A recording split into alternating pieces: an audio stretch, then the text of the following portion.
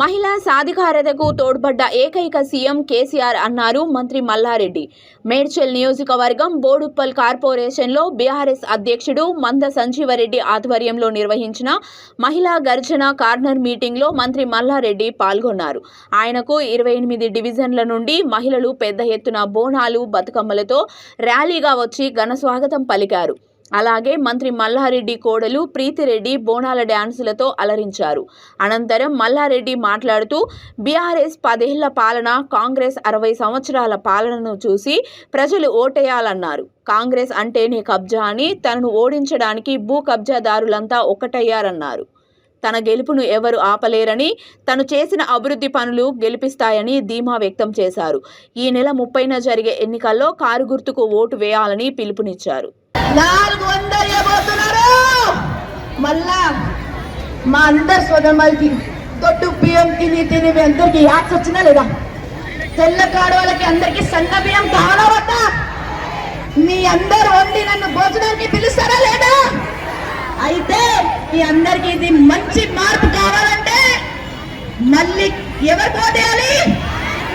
గట్టిగా చెప్పండి మీరు ప్రతి ఒక్కరు.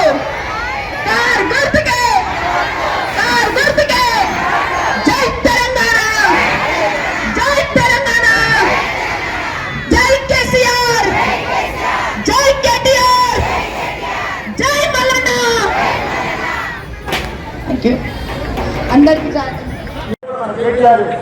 ఎక్కడ చూసినా మంచిగా పర్మిషన్లు మన మున్సిపాలిటీ అనేది, మన కార్పొరేషన్ అనేది బాగా పనులు బ్రహ్మాండమైన రోడ్లు అన్ని డెవలప్ అవుతున్నాయి.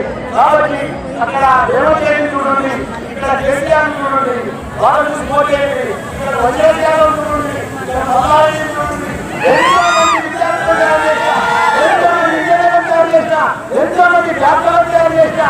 4 ఏళ్ళండి ప్రతి గ్రామంలో రోడ్లు నేను రోడ్లు కట్టిస్తున్నా, దాన్ని 150 గుళ్ళు కట్టిస్తున్నా, దాన్ని కూడా నేను సేవ చేసే మంచిని, మోసం చేసే మంచిని కాదు. మా రోజు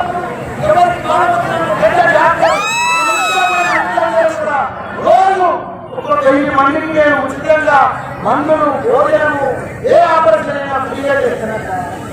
2000 బయట హాస్పిటల్ దీన్ని ఫ్రీగా చేస్తారు. మందు ప్లాంట్ గుర్తుపెట్టారు, ఎవరు మర్చిపోతారని దోచుకునేవారు, వాళ్ళ ప్లాట్ అమ్ముకునేవారు.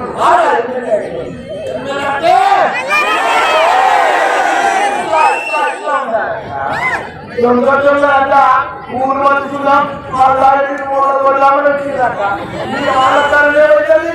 మా తెలంగాణ సేపు, మా అక్కలు